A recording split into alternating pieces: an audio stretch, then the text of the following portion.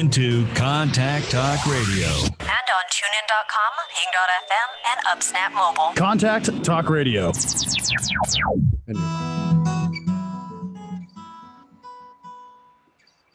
Good morning, everyone. My name's Anne Marked. I'm going to be co-hosting with the lovely Jeni Eyre today. We have a really awesome topic to talk about. Welcome to our weekly podcast. This is East West Health. We power the Your Healthy Self podcast or Health Transformation podcast. We're really excited to have you all here today. So thank you so much for joining us. I see some faces I know, or some names I know. Cheryl, hi Cheryl. We've got Judy, Linda, Lynn, Pat. Thank you all so much for being here. So I'm really excited to talk about this topic. It's something we've been doing a lot with our health transformation challenges right now. But we're going to talk about how to avoid the New Year's resolution failure, which we've all been there. We hit the new year, we're super excited, we set goals and intentions, and then something happens and we just don't follow through. And come February, maybe we got that gym membership and we're not using it, that sort of thing. So we're going to talk about proper habit building with Jeni Eyre. And to give you a little introduction to her, she is CHES, that's Certified Health Education Specialist and Wellness Coach. She earned her bachelor's degree in Community Health Promotion and Education with a minor in nutrition. And she's currently pursuing a master's degree in Human Nutrition and Functional Medicine. She's been with East West Health for 4 years. So we really have an expert speaking to us today. Welcome, Jeni. I'm really excited to hear you talk about this. Hi, Anne. Welcome, everyone.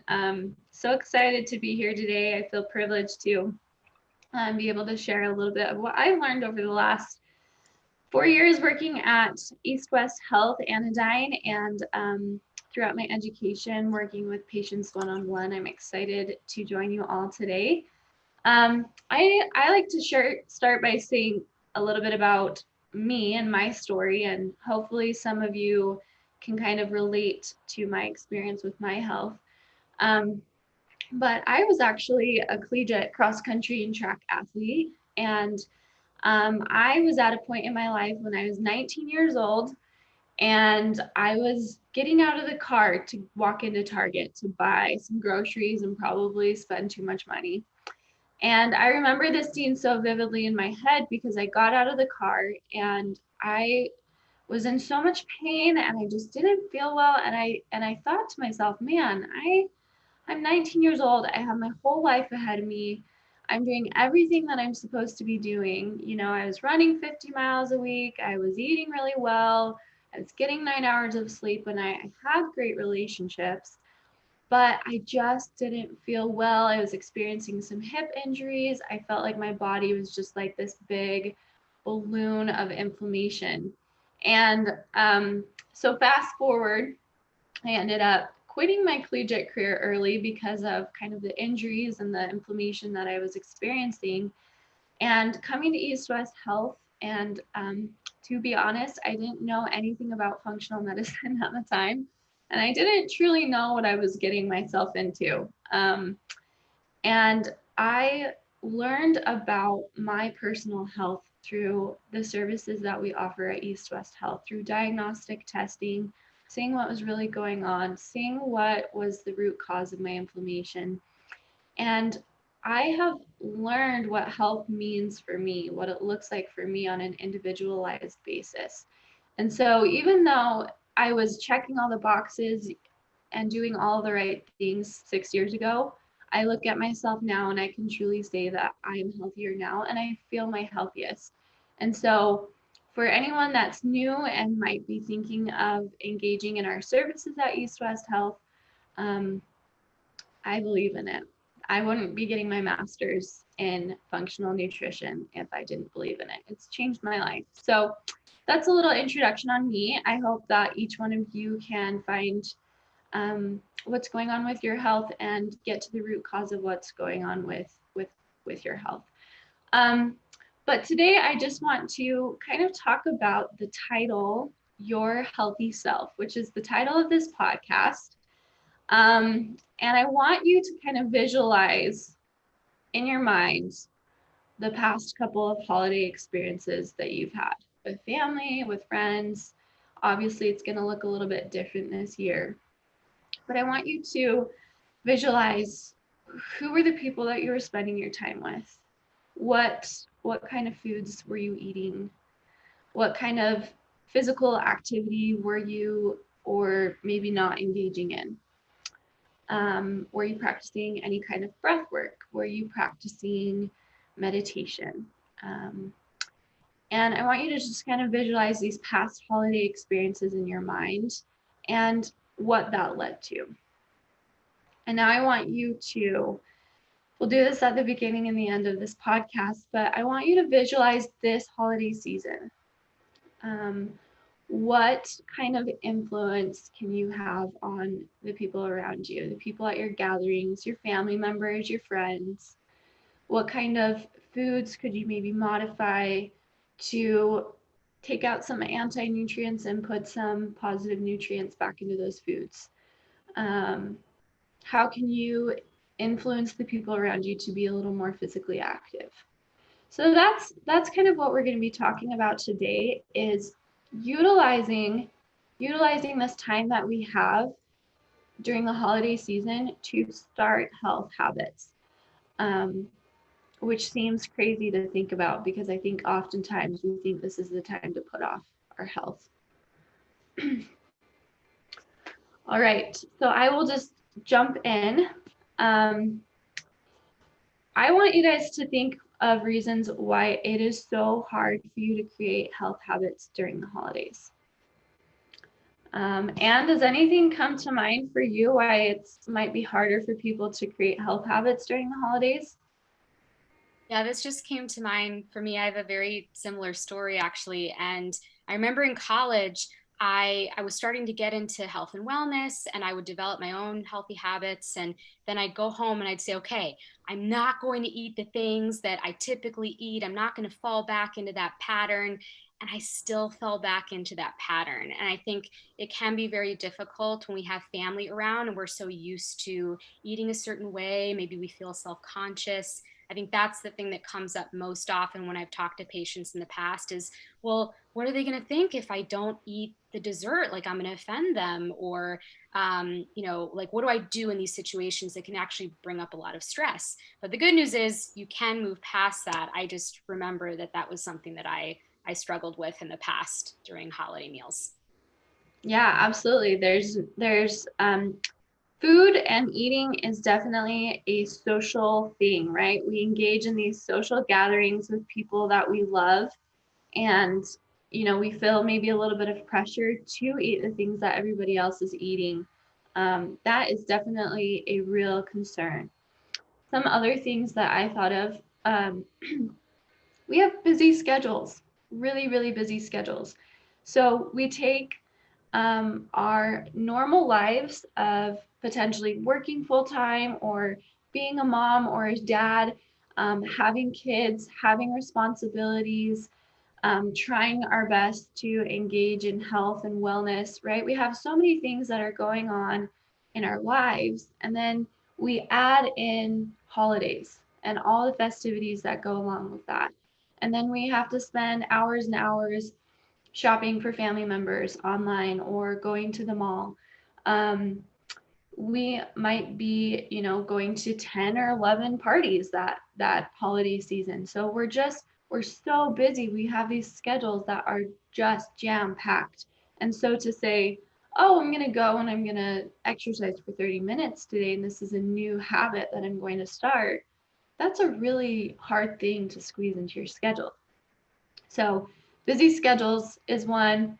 Anne mentioned the pressure of social gatherings and feeling like you need to eat the food that's been prepared for you. I also want to talk a little bit about the food that is prepared during the holiday season, right? Very, very, there's a lot of sugar-packed foods, comfort foods, a lot of alcohol served in the holiday season. So just very glucose-heavy foods, all of which can lead to fatty liver disease, and we'll talk about that in a little bit. Also, sometimes we just feel really terrible the next day, right? We kind of start in this cyclic pattern of well, last night I had, sugar and maybe some alcohol and maybe some foods that I don't typically eat that contain, let's say, gluten and dairy.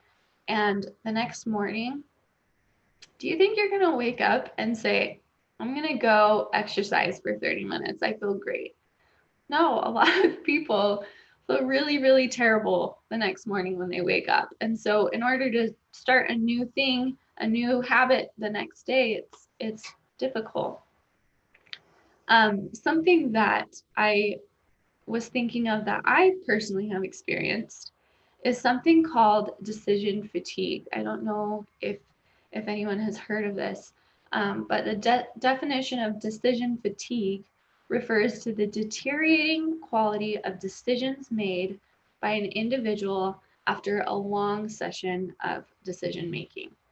So I want you to think about this in your head. You've been out all day shopping for gifts.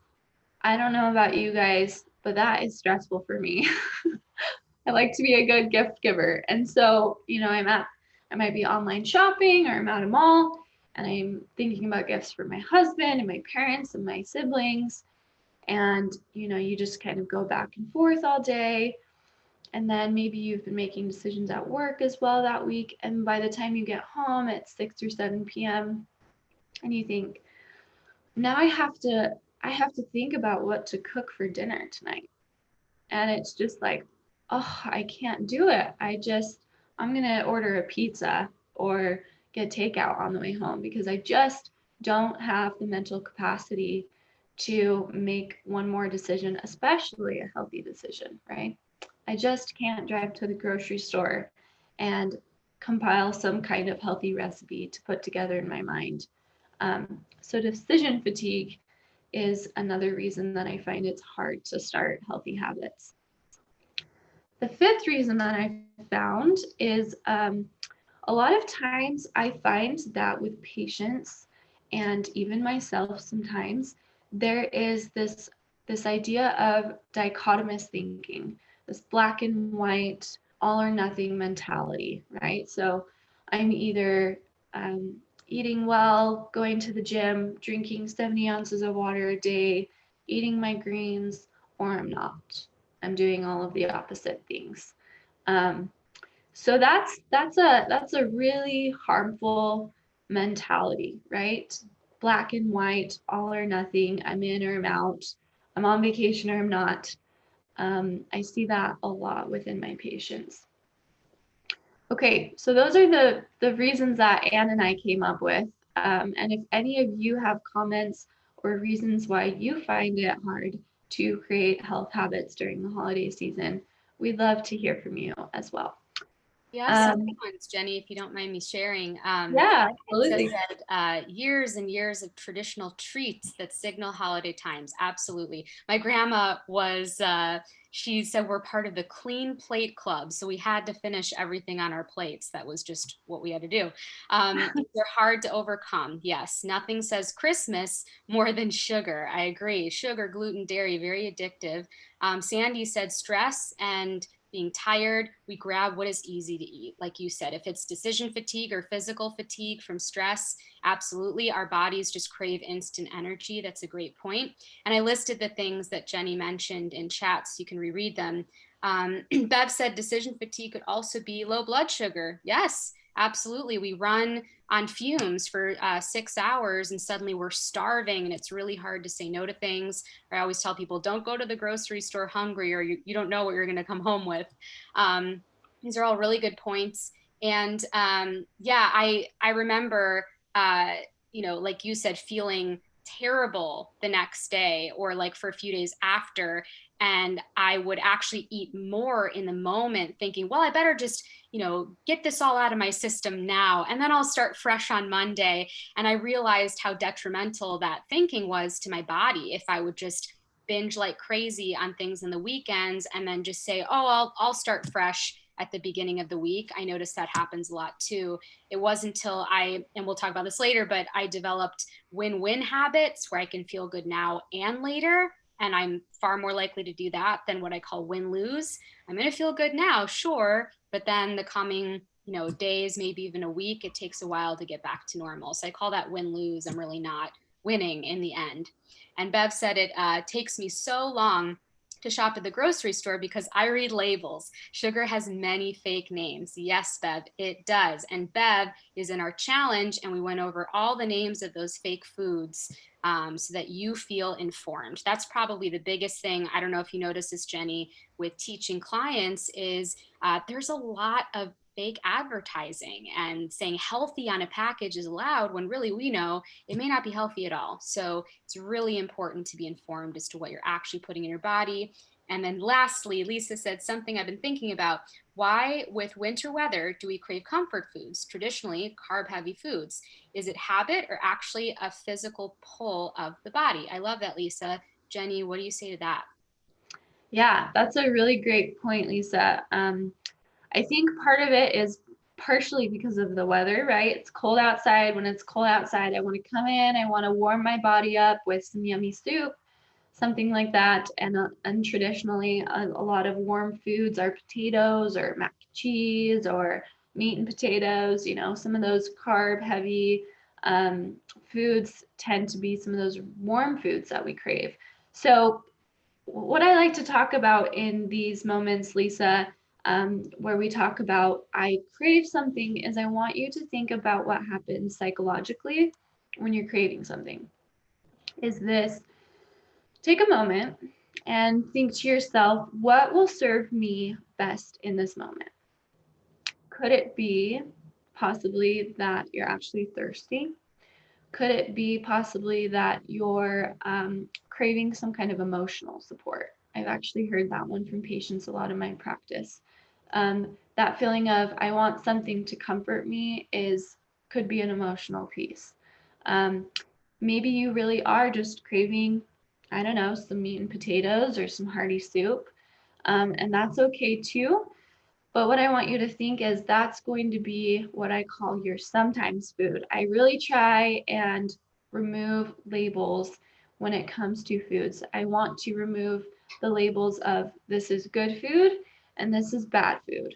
This is nutrient dense food and this is nutrient less food. I want you to think of your foods, the portions that you eat, the types of food that you eat as always food and sometimes food. I've learned this recently with working with some patients that those labels can be harmful. So when it comes to the winter's foods, maybe those are just sometimes food, and you're serving yourself by eating that, and you're being mindful about it. You're enjoying it, and then you can move on to your always food, or maybe some foods that have a little more nutrients than them, like your greens, um, your vegetables, your healthy fats, things like that.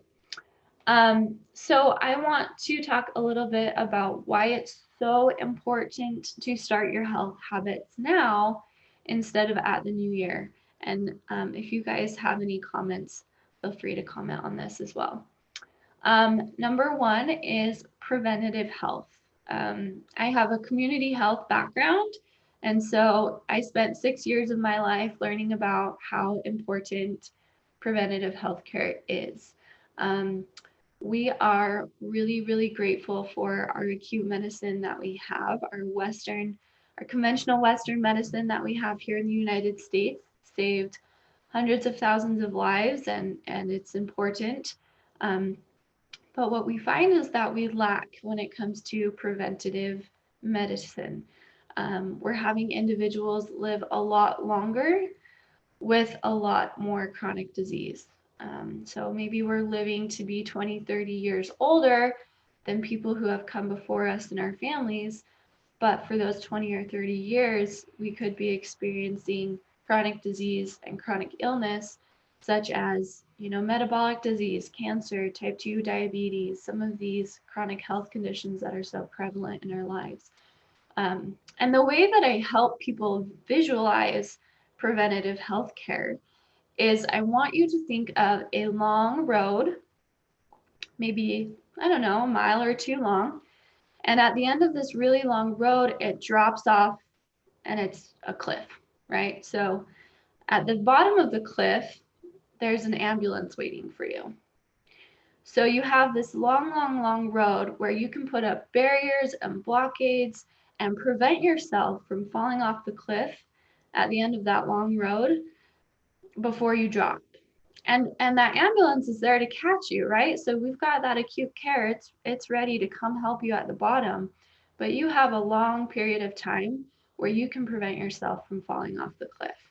So I want you to think about that regarding the holiday season, right? You have an opportunity to put up some barriers and some blockades before you, so to speak, fall off the cliff, right? So maybe before you encourage chronic disease to develop in your body. So another visualization of this is I want you to think about some of these chronic health conditions. So autoimmunity, Hashimoto's. I know there are people listening who have experienced these themselves or have family members who have experienced these chronic health conditions. I want to use autoimmunity as an example. Let's use Hashimoto's because it touches close to home.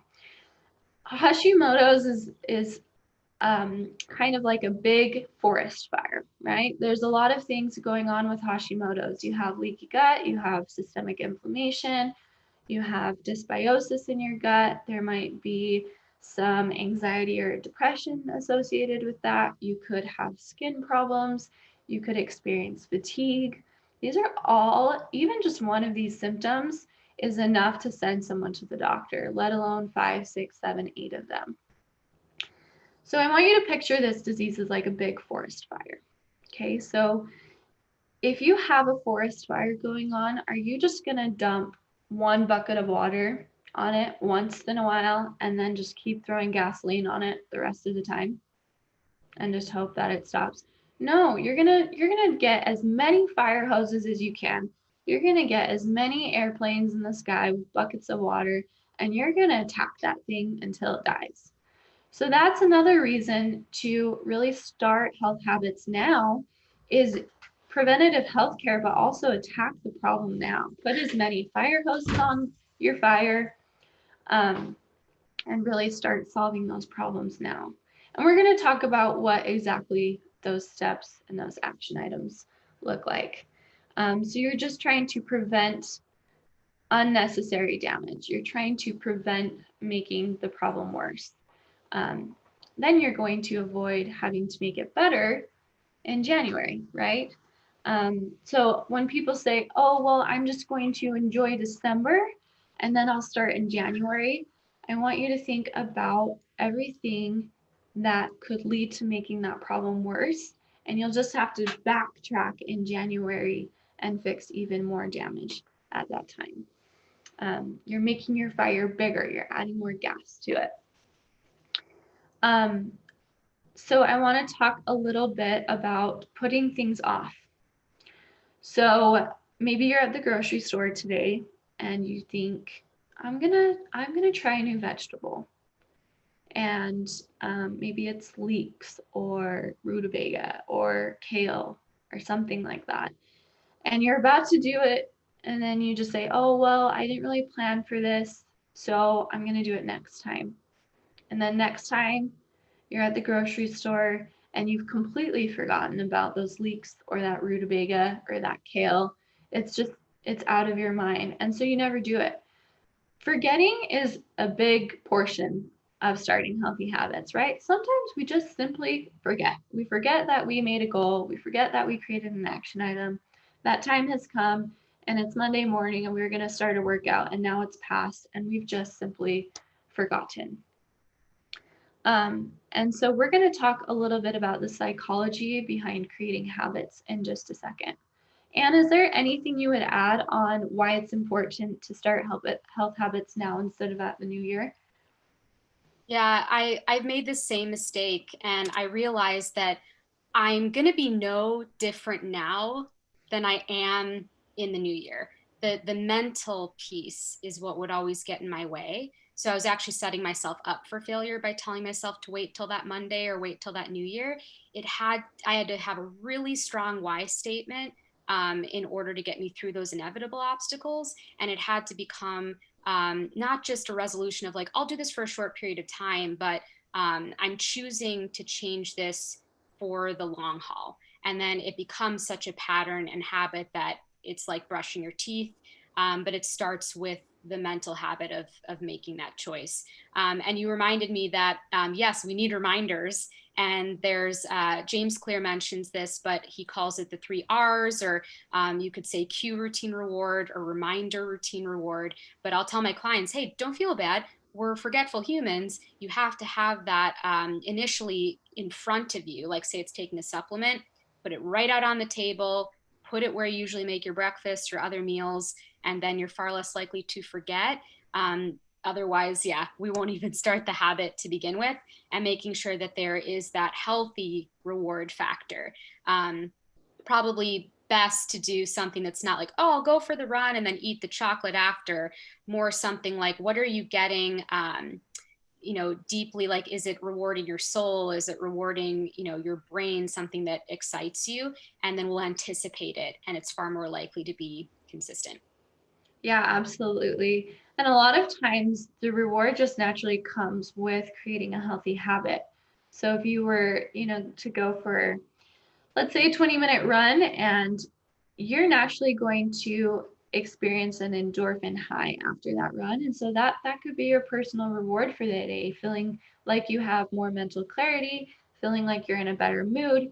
Maybe you're singing on your way to work. All of these things are expressions of feeling better and experiencing greater health. And that is a great reward in itself, to just feel well for a little bit of time that day. And something that Anne also mentioned is reminders are so important. I'm working with a client right now, and we had been through a couple of weeks together, and she wasn't following through with some of the action items that she had created herself for her own health. And she said, you know what, this week I'm going to write it on a whiteboard, and I'm going to keep it in my kitchen, and I'm going to cross these things off every single day. And I checked back in with her yesterday, and she had done all of her homework. Was feeling so good. She had learned so many lessons about her health. And so it's those simple reminders that really make a world of a difference for our health habits. And Anne also mentioned James Clear. And if you guys haven't heard of him, he is an author of the book Atomic Habits, which I highly recommend. I know Reagan's mentioned it on this podcast before, especially in our 100-day challenge, talking about starting healthy habits. But he has so much great insight. So if you want help creating healthy habits aside from this podcast today, I would really recommend this book for everyone. And I wanted to talk about some things that he mentions in his book. Number one, he says, forget goals. They are unattainable.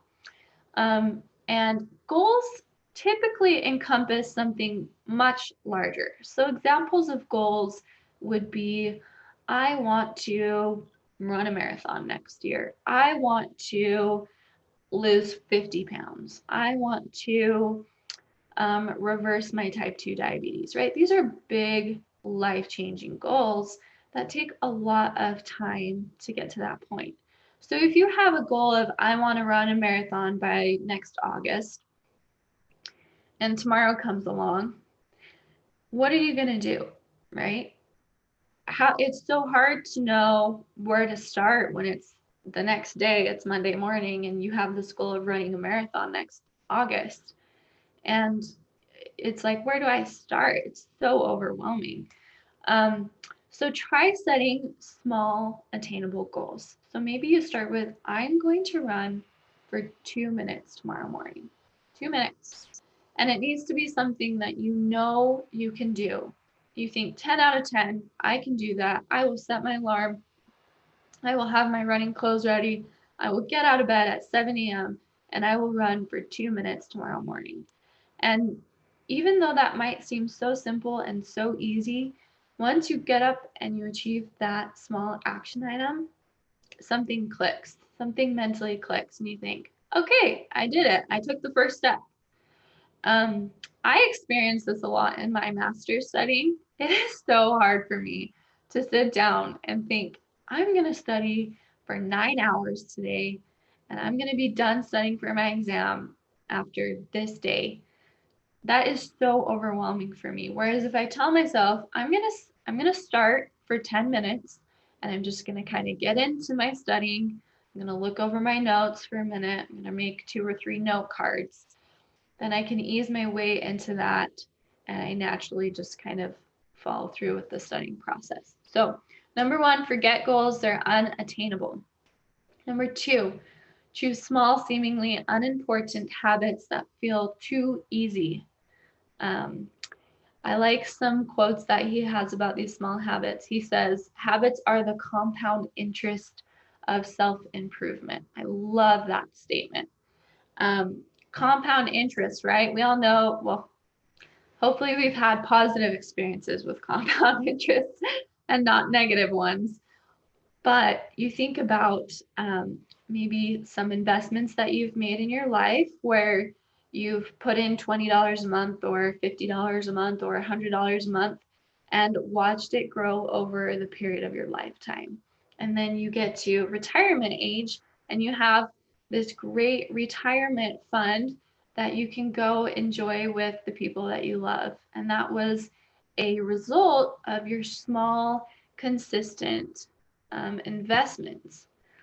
So just as it relates to your investments financially, you make small investments in your own health. It's compound interest that builds in your health over a period of time. So, it may seem unreasonable or wild or just like it doesn't matter if you have, an extra 20 ounces of water that day, or maybe that you practice breath work for an extra 3 minutes that day, or maybe you have a green smoothie that day. That may seem like, man, I didn't really do anything. I didn't lose 10 pounds today. But every small step matters. It all builds on top of each other, and it's compound interest. He also states breakthrough moments are often the result of many previous actions, which build up the potential required to release a major change. So we're building potential to release a major change. Some of our sciencey brains probably like that analogy a little bit more. Okay, so number 1 is forget goals. Number 2 is choose small, seemingly unimportant goals. Number 3, focus on your system. What in your system is not working? For a lot of patients, something that doesn't work in their system is having a pantry, a freezer, and a fridge full of processed food that isn't offering them much nutrients. If you should open your fridge and see lots of fruits and vegetables that you have to eat by the end of the week. Freezer should be full of, frozen vegetables and maybe some meals that you've already prepared or some soups, some healthy meats, things like that. So you're looking to open those doors and see lots of whole foods that are nutrient dense. That are your always foods, as I put it earlier, right? So think about systems in your life. What kind of systems are not helping you achieve these small steps that you want to be taking each day? Maybe it has something to do with you going to bed at 12:30 or 1 in the morning or even later, right? That is throwing off your circadian rhythm, and that's an environmental system. Something about that system is not working. So what can you do to change that? Maybe you could black out some of the windows in your house, black out any lights that are around you so that when you are going to bed, you fall asleep quicker. You can wear blue light glasses like what I'm wearing this morning. I love blue light glasses, so you should look into them. Are you watching television late at night? Are you exposing your body to that kind of synthetic light late at night, and so you're not able to get to sleep? What kind of systems do you have in the morning, right? What kind of habits have you built in the morning? What kind of environment is around you so that you're not able to get up and feel like you can maybe exercise or do a small HIIT workout or make a nutritious meal? Is your kitchen too dirty? So it's all of these small environmental systemic things that are going on. And I see a message from Diane. Tell me more about your blue light glasses. Yes, there are a lot of brands of blue light glasses. I simply got these ones off Amazon. They are called Donna. They're the Donna brand. And I think they were like $19. But I wish you could see it better, but they're yellow. So they have yellow lenses and they reflect back the blue light that comes from our computer screens. And why that's so important is think about all of our environments around us. We're built to live in synthetic light, synthetic air, right? We're especially now with Corona, when we're all kind of working in our houses, we're not going outside too much. We wake up, we turn on our lights, and we sit on our computer screens for 8 hours, and then we're exhausted by the end of the day. So we turn on a show, and we're just trapped in these little boxes. Um, there's a really great podcast called the Gutsy Health Podcast, and she has a guest who actually goes into people's houses and looks at their environments and tests for mold and looks at what kind of blue light is coming and what kind of EMF signals. I think I said that wrong. But anyways, he does all these different kinds of tests to just look at what kind of synthetic environments they're living and thriving in. And even though, and so he helps them fix that. This is a small tangent. But anyways, these blue light glasses are great. I would also recommend in the morning when you wake up to open your windows and open your doors for like 5 to 10 minutes and circulate some new fresh air into the house and to expose yourself to the natural light. If you're able to get outside and exercise right now, try and be outside as much as possible to expose yourself to the amber light in the morning and the amber light in the evening, and that will help regulate your circadian clock and your circadian rhythms. Diane, to answer your question, I wear them while I'm working. So basically between the hours of 8:30 in the morning to 6:30 at night, that's when I wear my blue light glasses. And in the mornings before I work, I go out for a run, I expose myself to the natural light. And then in the evening, my husband and I try and go for a walk if possible. And we also dim our lights before we go to bed. These are all really great questions. I'm going to keep going on some of the reasons why we can create these atomic habits, as James Clear mentioned. Anne and I talked a little bit about focusing on how you feel right after you've accomplished the small step.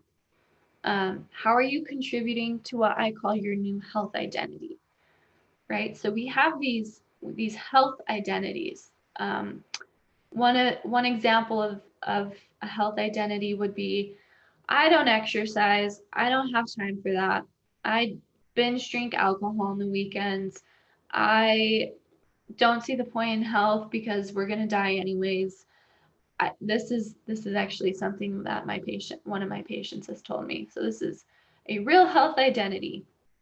I don't like running. I don't like going to the gym. I hate meal preparation. I don't have time for it.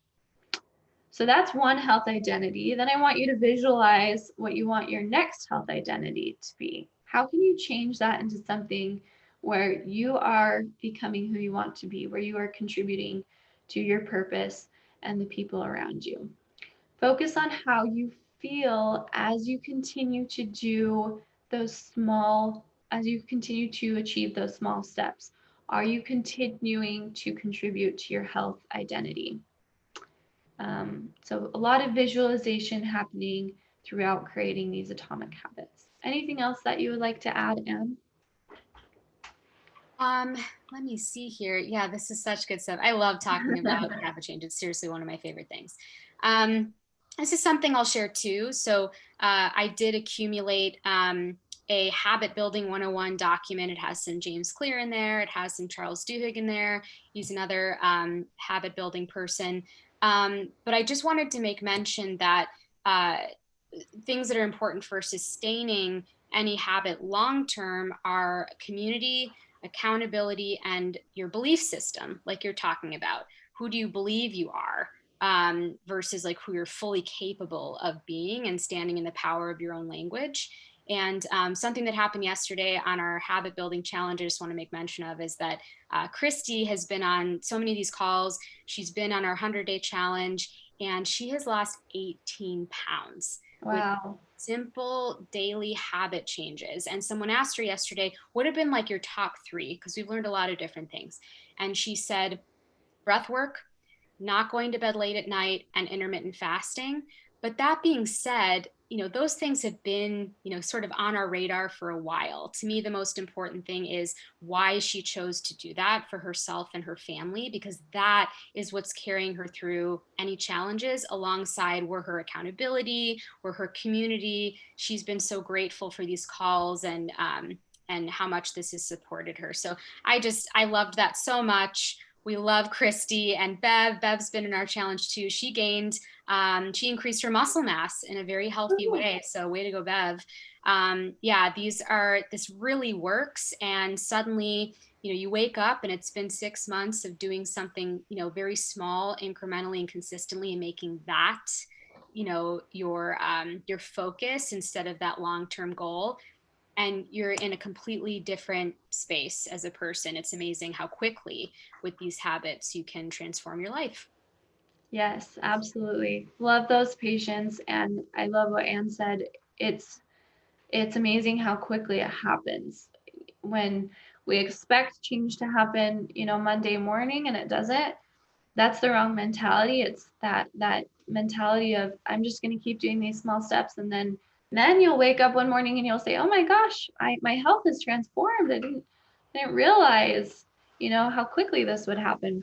So I want to share some simple tips on how to get started, some ideas that I've had working with patients.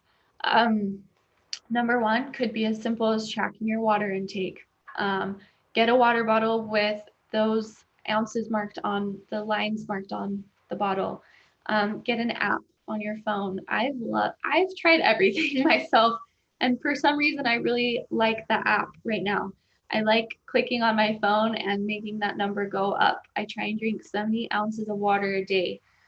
So that could be something very simple. Start up, wake up, get 20 ounces of water first thing in the morning, get your metabolism going. It's great while you're time restricted eating, and continue to mark that number up throughout the day. Number two is something that I mentioned a little bit before. Um, Clean out your fridge and your pantry space. So easy, right? That might take an hour or two to get everything cleaned out, and fill it with fresh whole foods. That would be a great way to start your holiday season and ensure that when you go and grab something quick while you're on your way to another event or work or wherever it may be, that you're grabbing some of the better nutrient dense foods. A mentality that sometimes we have around the holiday season is, I like to think of it as more of an equation. So let's say you go to an event or a gathering and you say, I can't have that food. It has gluten, or it has dairy in it, or it has too much sugar in it. And I really enjoy it, but I can't have it. And to me, in my head, I think of, okay, a big subtraction sign is flashing in my head, right? And then maybe because of that, it makes it so that the social gathering isn't as fun because you're not engaging in consuming that food or maybe a drink or something like that. Another big subtraction sign is flashing on your head. So when you put together an equation at the end of the day, you want your number to come out big and positive.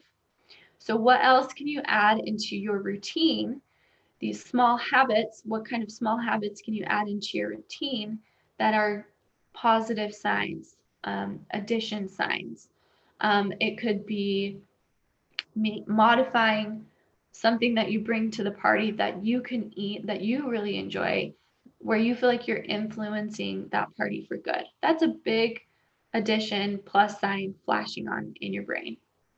Um, Maybe you went for a 10-minute walk and that's all that you could fit in, but it really boosted your endorphin levels and some of those happy hormones, and you go to that party feeling like you have more positive energy to contribute and really engage in the social fun. Big positive flashing sign. So it's these small things that are like compound interest, where at the end of the day, I want you to have a big, juicy, positive sign.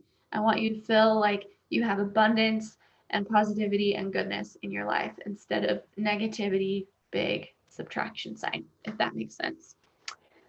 I like the idea of going for a 15 to 20-minute walk after the meals.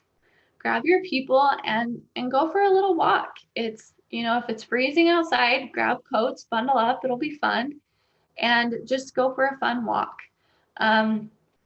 There are lots of studies that show that if you engage in a 10 to 20-minute walk after each meal, so let's say you walk between 30 and 60 minutes a day total, that it actually has better results for your blood pressure. You're more likely to decrease your A1C levels and your blood glucose levels.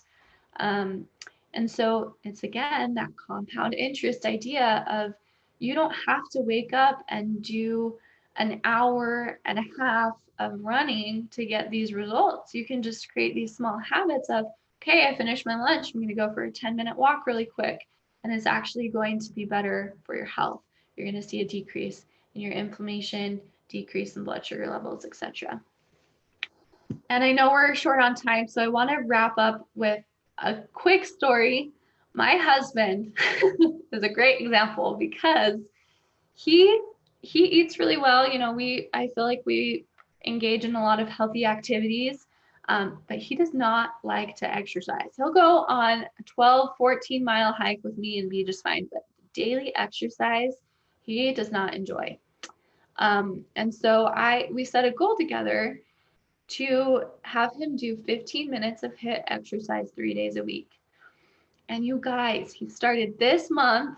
And what's even crazier is he's getting surgery for a deviated septum on December 15th. And so that's a perfect reason to not start a health habit, right? Why would I start now? I'm going to be bedridden for 2 weeks recovering from the surgery. There's no way. That's crazy.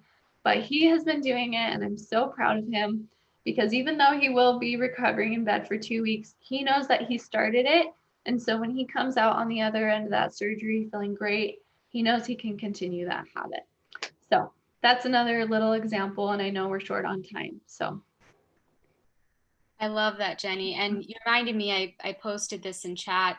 I realized that I started getting excited when a party would come up, that instead of saying, like you said, that lack mentality of, oh, I can't eat this, I shouldn't eat that.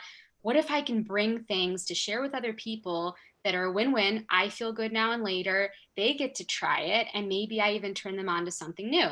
And I once did a blind taste test with my family because I wanted to prove to them that it could still taste good. My mom makes this delicious broccoli tomato dish, steamed broccoli, sliced tomato, and she would put regular mayo mixed with like Parmesan cheese on top and bake it.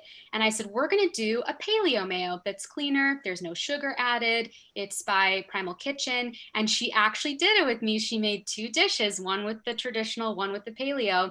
Blind taste test, they picked the paleo mayo, and I was stoked.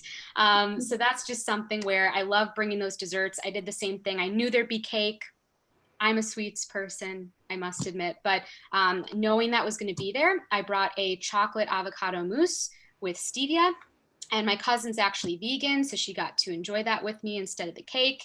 And yeah, it was absolutely delicious. And so I got to eat that when everyone else was eating their food, and I felt good. I didn't feel left out. And again, there was plenty to share. So that's, a really nice way of like looking forward to that, is getting a little creative. And two other things. My cousin is a health coach, has been for a long time. We went through integrative nutrition around the same time. She lives in Kentucky. Her name's Beth. And she posted the other day, and I just love this. She posted the 9 different flavors of Oreos. And she goes, wow, she's like, it just blew my mind. But it's not surprising that a company would take that much time and effort to make 9 different versions of something, and to fine tune it so it's as addictive as possible. And she's like, you know what? We need to take that creative energy and apply it to the foods we eat every day. Why not like 9 different ways of like making broccoli in a way that excites you? So it just was a nice little challenge and reminder, because we want to be, fueling our desire in the kitchen, and being as creative as possible with whole foods, in just like they're doing with all these non-nutrient dense foods on the market. And lastly, if you haven't listened back, Jenny and Michelle both did an awesome Circle of Life lecture a while ago. So please check yourhealthyself.com for that. And we just had Mark England on. I keep talking about him because he is a language expert, and he gives a little exercise that I think helps a lot with the mental resistance that naturally comes up with these things. If I tell myself I should do something for my health, I'm most likely not going to do it, far less likely. If I tell myself I should versus I could, suddenly it opens up it's a choice, a personal choice I can make. I'm far more likely to do it. If I say I can do it, that's actually an empowering statement. And if I say I can because, suddenly I've gone from shoulding myself to death, which is something we said the other day, to wow, I can because I really want to feel great. This is, something that I look forward to. Again, just what we're telling ourselves on a daily basis can make such a difference in actually implementing these habits versus not. So I encourage you to listen back to that lecture as well. It was really great. I love that. I love all those suggestions. We shouldn't should on ourselves. I hear that one a lot. And so switching those phrases from I should do A, B, or C to I could do it, and actually giving yourself that opportunity to make that decision, and then changing it to I can do this because. How empowering is that for people to tell themselves? I think that's amazing. And some of the stories that you shared also reminded me of Christy that we talked about earlier, who has just been making leaps and bounds of progress throughout her program with us, and in the Healthy Self 100-day challenge. She told me that when she went home for Thanksgiving to see her family, that it was the healthiest Thanksgiving that she's ever had. She didn't feel like garbage after dinner because she encouraged her family to eat nutrient-dense food. She brought along her Hashimoto's cookbook from Isabella Wentz, and she let her little nephews pick out a recipe each, and they went to the grocery store together, and they loved the food that they made. And I was so impressed with not only her drive to continue her healthy habits, but to influence her family around her. And I think that's really what we were hoping to get across in this podcast, is not only is this about you, but it's about all of the people that you can touch around you. If you like to deliver desserts, modify those desserts and influence the people in your neighborhood and your communities, and say, you know what, this is gluten-free and it's low in sugar and it is so good and I hope you like it. And I've done that and it's been fun for me. So just a couple of fun things to engage in. But yeah, maybe make a list of ways that you can influence the people around you. And I want people to think, we have a couple minutes left. Think of ways where you can create these habits for yourself. Maybe jot some things down on a piece of paper, write it on a whiteboard like Maggie did this week and found so much success for herself by checking those boxes up on the whiteboard every single day. There is an app in your phone, in any phone, if you have a smartphone, and it's called Habit Bowl, and it's HABITBULL, Habit Bowl. And this app, I like it because it's so simple. It's so simplified that you just add in a habit. It can be whatever you want to create, and then it will automatically put it into a calendar for you onto the days that you want. And you get to check that box every single day or once a week or every other day or whatever it may be. And it's so satisfying to just check those things off. I don't know if there are people listening on here who like to scratch things off of lists or check boxes, but it's satisfying. There are quite a few habit setting apps that are in, I don't know why I keep saying that, are in your smartphone that you can find in your Play Store or the Apple Store, depending on what kind of smartphone that you have. And you can also just write it. If you have a gratitude journal that you keep by your bedside, you can check things off in your gratitude journal. Maybe that's something that you want to start, is a gratitude journal. But I've really enjoyed being with everyone today and sharing some of my personal experiences with creating health habits myself, and sharing some of my families and the patients that I see. It's why I do what I do. I love seeing people transform their life through these small, simple steps that seem super easy. And I get to be the one that is a fly on the wall and see the result of all of those things. And it's enjoyable for me. Thank you so much, Jenny. This was awesome. Thank you all for your engagement and awesome participation today. So many people were saying, I love this. Thank you, Diane. She loved it. Yeah, it was such a great experience today. I'm going to post a link. This is to our latest health transformation challenges, plural. We had a 100-day challenge. It was such a success, as mentioned. Christy went through it, lost 18 pounds. Bev went through it and gained 3+ healthy pounds of muscle mass. It's just huge success. Reagan did it too. He's always doing it alongside his patients, and he gained 15 pounds of healthy muscle mass. Just incredible. So we decided, okay, it's not ending here. We want to continue this. So not only do you get the 100-day challenge, you get a 5-day challenge for gut reset. We're doing mini challenges. We just did push-ups. Now we're doing creating your why statement. We have daily accountability in WhatsApp. We have weekly accountability with a Zoom group coaching call with Reagan and myself. So all the information is in that link.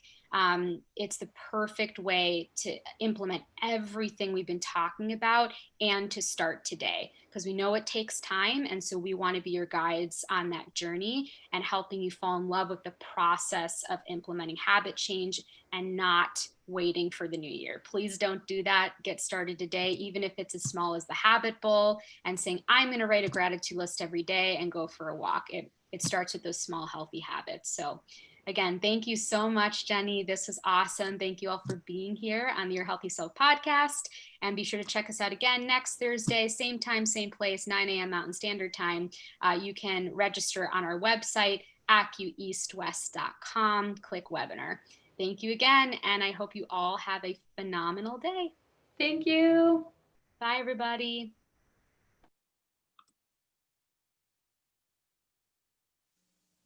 All right. Thanks, Anne.